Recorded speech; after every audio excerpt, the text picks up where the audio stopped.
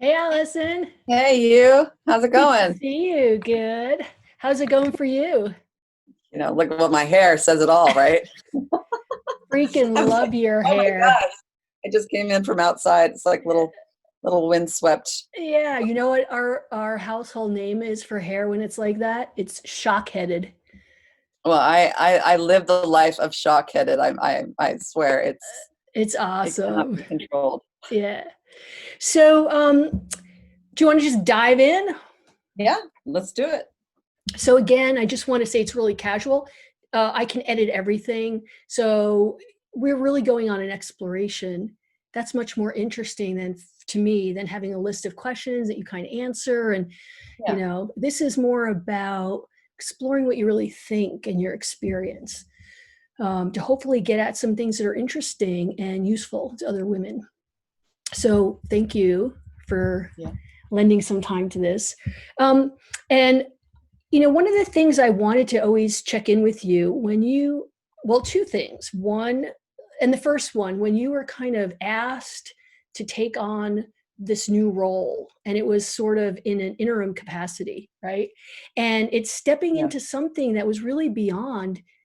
I mean, you've done things, but it was new, right? Yeah. How much of Yeah. a learning edge or of a personal edge was it for you to say, yeah, I'm going to do it? And just Well, quickly tell it's us what the role was again and what was required.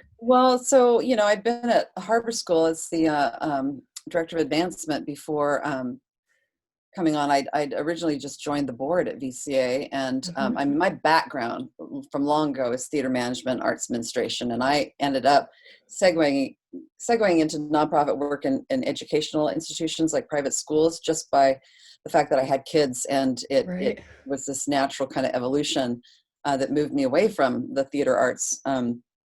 Although even when I was doing it, I was still doing kind of some freelance stuff here and there to Yep. kind of keep my feet in the pool.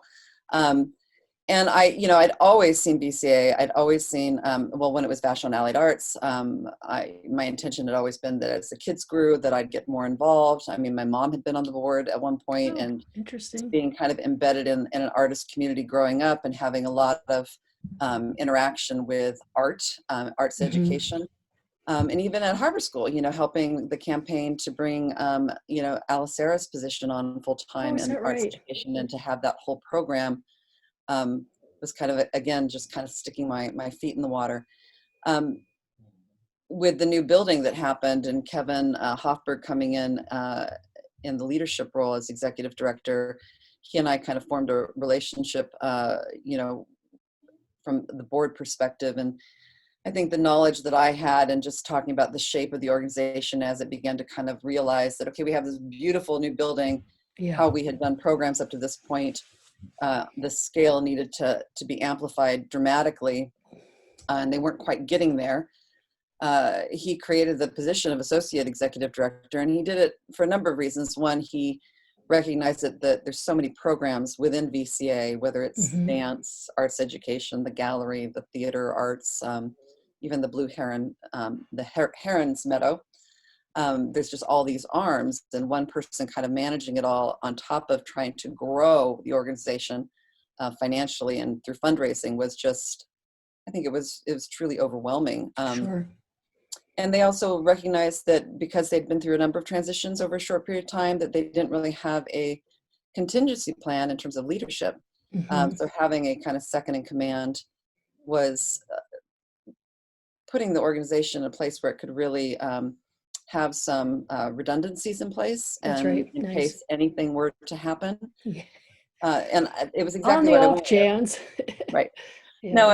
and I had said to him, I said, I remember telling him at the time that I would love to be associate executive director, and I was very clear that my long-term plans was always to work towards being an executive director of a nonprofit arts organization, preferably, but just Hmm. in the nonprofit sector. Hmm. And he had kind of I think, a 3 to 5 year retirement plan in his Okay. mind of what he wanted to do and what he wanted to accomplish. And he, we hit it off. Great to work with. Enjoyed mentoring under him. I mean, he was phenomenal and still is, Right. a really great advisor. And then, through a series of events, the 3 to 5 year plan became, immediate. Within less than 6 months of my working here, he resigned, and Right, right. I was quickly put in the role of interim and encouraged the board right away to conduct a search. It's the right thing to do in those situations, obviously. Yeah. And that I made it clear that, I would put my hat in the ring, that I was very committed to the organization and staying here. And so that was probably the hardest process, is holding the fort, going through the interim, the added work of planning a budget for the first time for an organization that I had only been with for 6 months. Right, that's right. Yeah, I mean, it was pretty mammoth in Yeah. scope. So Alison, let me ask you something. Going back to the original question, if you're in the position for 6 months, then you're catapulted into leading the organization. So, like on a scale of 1 to 10, 10 being the most, how much risk was there for you? I know you come with that background. How much new learning was there for you? Was it like, hey, 50%, I'm like really throwing myself out there? Was it 20%? Like, what was the ask of you in terms of stepping into the unknown at that point? I think, I had never worked for an organization that had so many program arms. I mean, Right. literally, there's no other arts organization. I mean, I've looked, and there is not a single one that I can find that has 6 different The scope. distinct. Hmm. Like, you could literally say, we're just going to be a center of dance, and there's your nonprofit, or we're Yeah. going to just be arts education, and there's your chunk. But to have all of these different programs with all of their own individual budgets and all of the seasonal stuff that comes with it, on top of having this huge performing arts facility that is not just for the presenting stuff that we're doing, but all these other organizations on the island, like the Vashon Opera, Drama Doc. There Hmm. was a steep learning curve in just getting my head around all that knowledge. Hmm. Um, in terms of the skill set, like, whether it be fundraising, whether it be putting together a budget, or, a program flow, I mean, those things were all familiar to me. And I Hmm. felt like what was great about coming into this is that all those things that I'd learned long ago, they were still there. I Yeah. still accessed them all. And it was like, wow, I really struggled when I was in my 20s with some of these things and just getting my head around them. And the knowledge that I've built over the last 30 years to get to me to where I am now, I don't want to say it was easier, but it felt really organic in a wonderful Hmm. way. I felt like, That's oh, I incredible. know this. I know how to do this. I know what's needed. It really was just understanding every little single piece of the organization. Hmm. Hmm. And a great example today is that, we're working on bringing in one of our dance instructors to do one-on-one private stuff. And um, it's based on some of the classes and the dance levels and instruction, whether it's ballet or contemporary, and just getting my head around, okay, what are all the offerings that we do? Because to Right. me, dance is, I'm not a dancer, and so Right. dance is like, well, how many classes are we talking about? Yeah. So there's a lot of knowledge just kind of, retaining all of that information, and I feel like Hmm. that still goes on every day. Hmm. So I'll go back and say it was steep. It was a big It ask. It was, was a yeah. steep ask. Okay, so and now here's the thing: you are giving this crazy opportunity, right? It really is aligned with sort of your dream where you want to go, and it's a huge ask. So, what was that process like for you to take it on and then to show up and have to deliver? Like, I mean, you're super uber competent person. I'm not even talking about that. I'm really talking about the internal process, because a lot of times, you know, for women, the opportunities can often be not as plentiful, and then if you're a person of color, even more so. Right. And then you get presented with this opportunity and it's a big ask. It can be scary. And so what did you bring to that internal conversation that allowed you to keep moving forward to the realization of this dream? Well, I think that it comes to that kind of inner confidence where, when you're doing stuff all the time and you're just going through the motions, you don't stand back and say, oh, I know how to do this, or I have confidence. I mean, you're just doing. And when faced with something where you're looking ahead and you're thinking, how the heck am I going to get there? How, That's how the right. heck am I going to do that? Um, I would say that in the day to day, that kind of I mean, I just dive in. But when I have to think, okay, in 6 months, I've got to knock this out and I've got to get this budget approved. And I mean, that begins to feel overwhelming at times. And I would say that the thing that helped me the most was that, I built up an incredibly strong collection, mostly female, but some male, friends, advisors, colleagues that, when I stumbled or when I was feeling insecure or feeling like, I'm not really sure I know how to do this, I reach out. I mean, to me, communication and that networking and that validation that comes back from those people that you've worked with before who say, oh, you've got this. You know how to, you did this, 3 years ago when you did this. It was, if I hadn't had a network of support, I mean, Tina Shattuck, she's known me for 30 some years. She's seen, Remarkable advocate. That's right. yeah, I mean, you get to that point where you're like, I don't know if I can hit this goal, or I don't know if I'm going to be able to do this.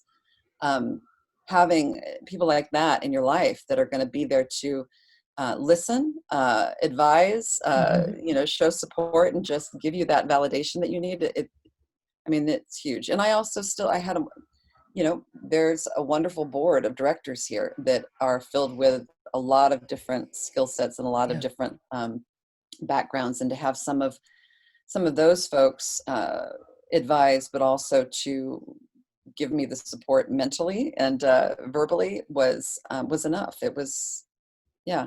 I don't know if that really answers the No, question. it was good. And it leads to a further question, but I want to just reiterate what you said, that having been in the field, you had some historical experience that you could draw upon, personal experience, that the way you show up and work every day and tackle skills and objectives gave you kind of a confidence that, hey, I know how to move forward. And that there was confidence that came from maybe even years of seeing yourself achieve or do things. And then you had this remarkable, maybe, support system in place that was peopled by individuals who had different expertise that you could draw on. And that's a fantastic formula, Allison. And also the people that currently in your position, the board, were willing to support you and help. That's an incredible scenario for somebody to propel themselves into an unknown space. It's like, I've got this, right? But now I want to add, my second question speaks to this, because here you are, you have some wisdom, you have some years, you've done this before. There are now young people who don't have the depth of experience to draw upon, right? Hey, I've been working in the world 20, 30 years, and I now know who I am, and I can draw on that for confidence in taking on this new thing. They don't have the depth of networking and support systems in place.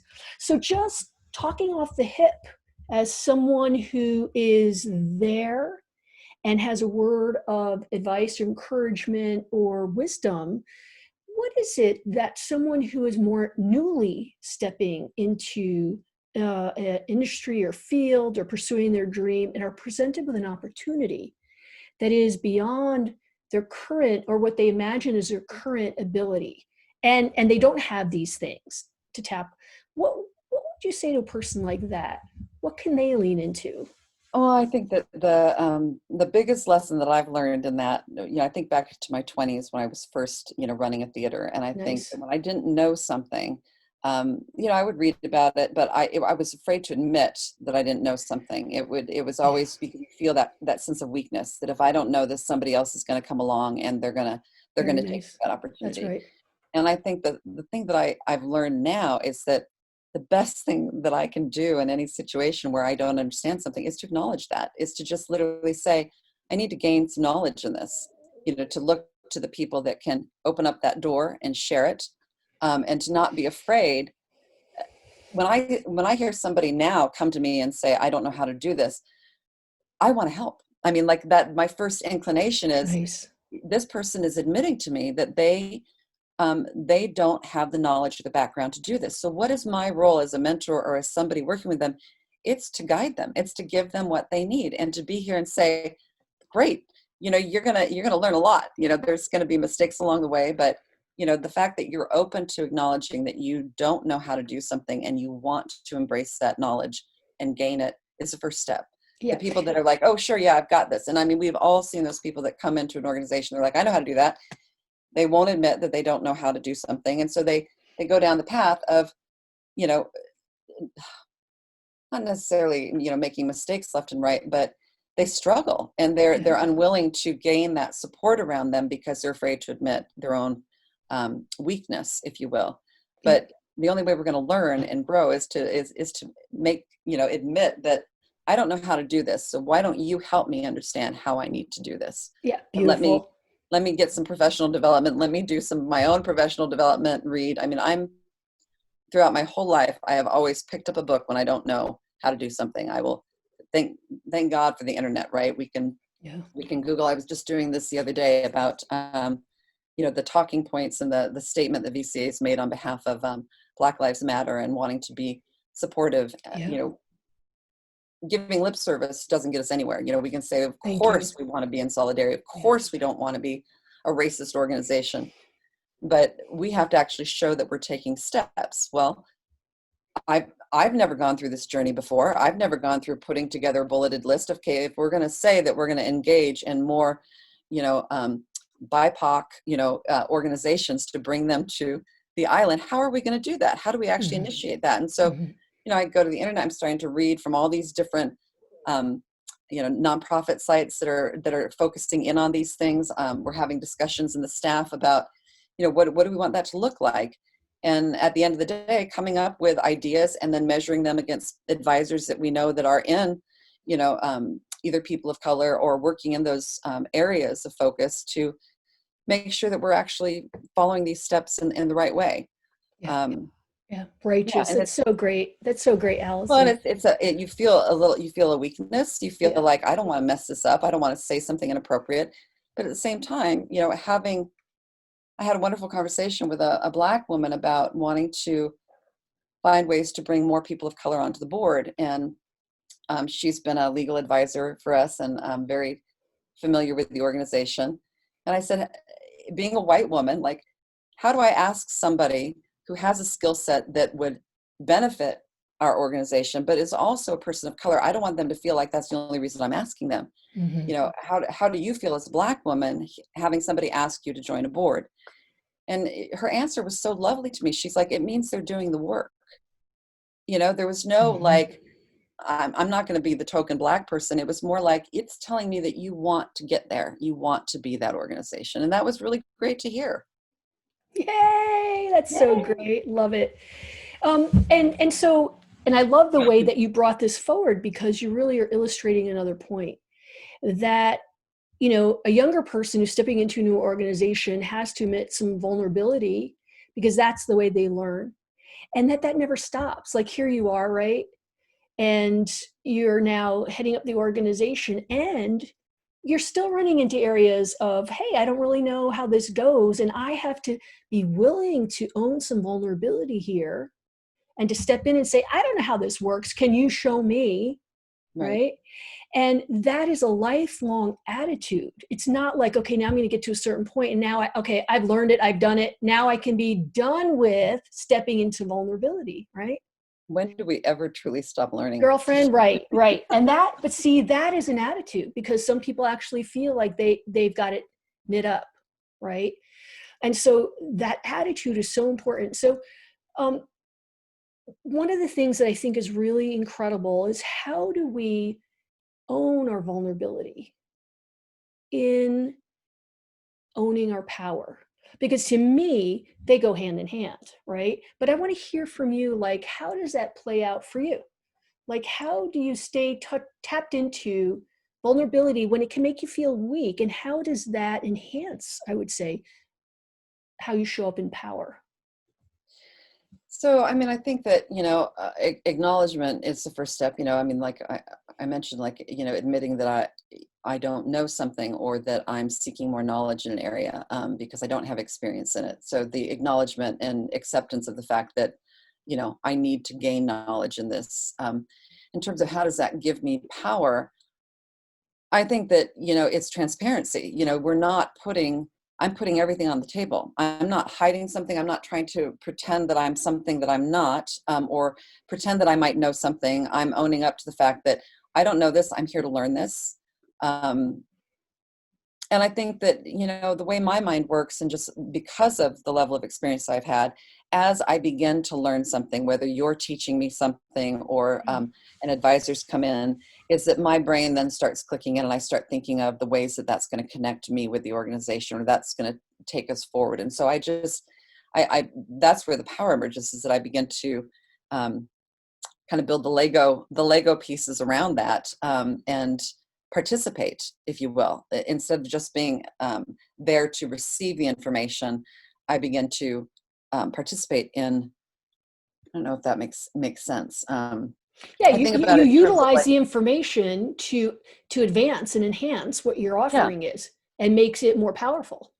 yeah, and identifying right away, like if I'm trying to think of a good example, like if I don't know enough about dance, and I'm here to help, grow this program. I'm going to connect with the dance organizations that we've partnered with. I'm going to have conversations with the dance instructors. I'm going to look to, some of the responses we've had from the surveys to kind of get a sense. I'm going to drill in on every level to have a complete picture, right? So whether it's the budget, whether it's the historical, to me, legacy information, there's so much knowledge to be gained from just looking at what an organization has done in the past. Yeah.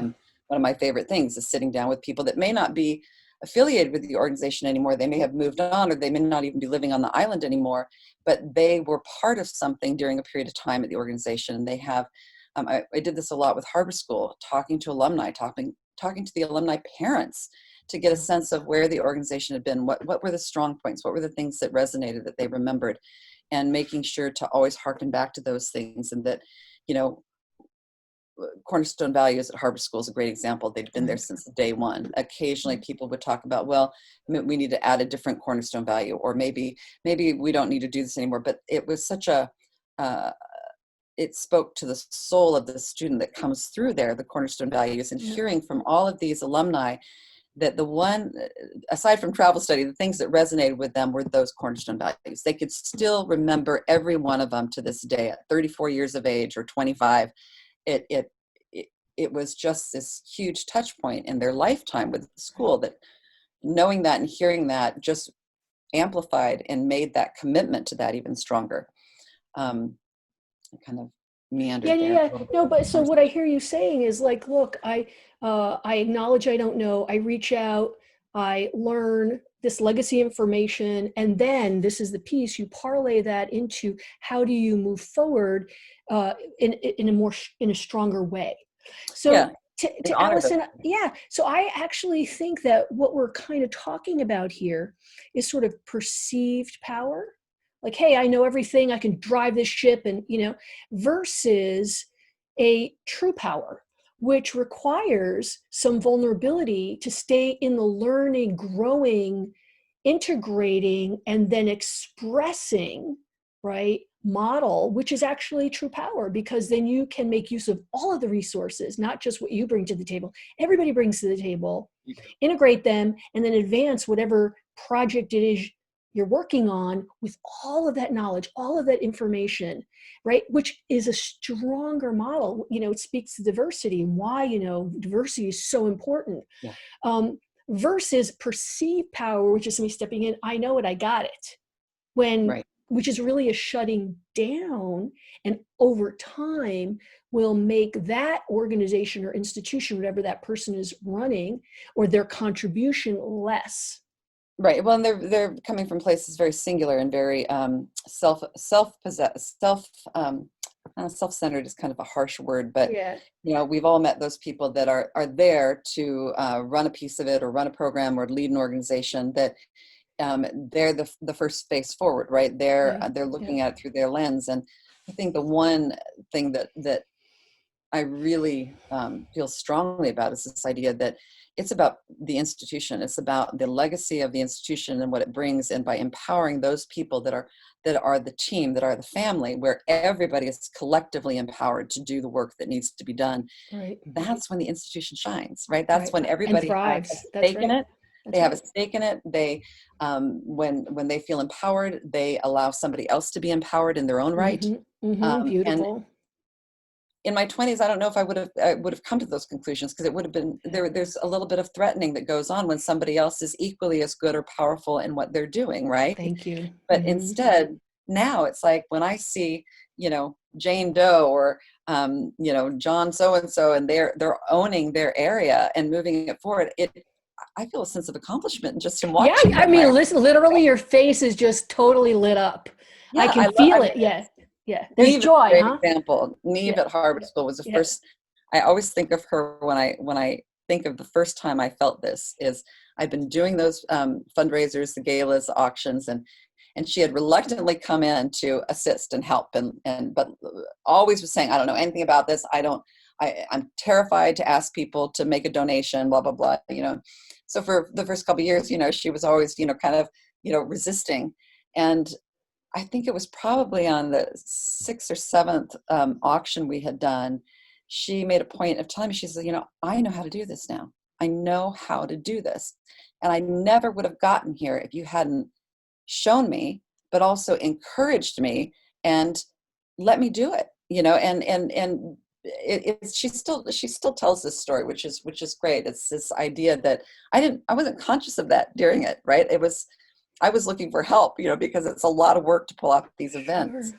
But in delegating and encouraging somebody else to dive in and learn it, or to show them by example, it was a really wonderful feeling to hear her say that afterwards. And now every time I go into a situation and somebody new is coming in for a project, I'm looking at that person as, are you going to own this Yeah. to a degree that it's going to empower you, and you're going to develop all these skills out of it that are going to give you the confidence to go on and do it again and again and again. And then Assuming, also come back and contribute to the organization. right, I mean, it's right, so win-win. It's crazy. So, what we're talking about here is a very strong relational component to this idea of power, right? Both in the network, supporting each other, bringing each other up, admitting vulnerability, asking for help. These are relational dynamics, yeah. right? So I'm wondering, do you think, certainly as things are now situated, that women bring something special to the table when it comes to advancing these types of, I'm going to call them relational networks, in terms of moving something forward? I mean, I think just from being a woman and being in a position of power, and having worked for 30 some years coming up through organizations, um, I don't know a single woman who hasn't felt marginalized in an organization because of being a woman, right? Where you Yeah. don't have the same, people don't view you the same way, or I do feel that, we're putting forth a greater effort. But I also think that because of that, like, I think about my network of closest friends that are, all women, and how we somehow evolved into this collective where we're there to support one another. We're there to encourage. And we've also worked together. I mean, I think about the countless times, Tina, Neve, Shannon, some of the gals that I've done a lot of projects with, that are my friends, have relied on each other to carry things forward. So there's also an incredible trust that's been built up in that. I don't know that that's true for every person, but I know that Tina and I spent a lot of time talking about it, that this idea of, it's our duty to encourage other women and to celebrate them and to invite them in, so that we can carry each other forward.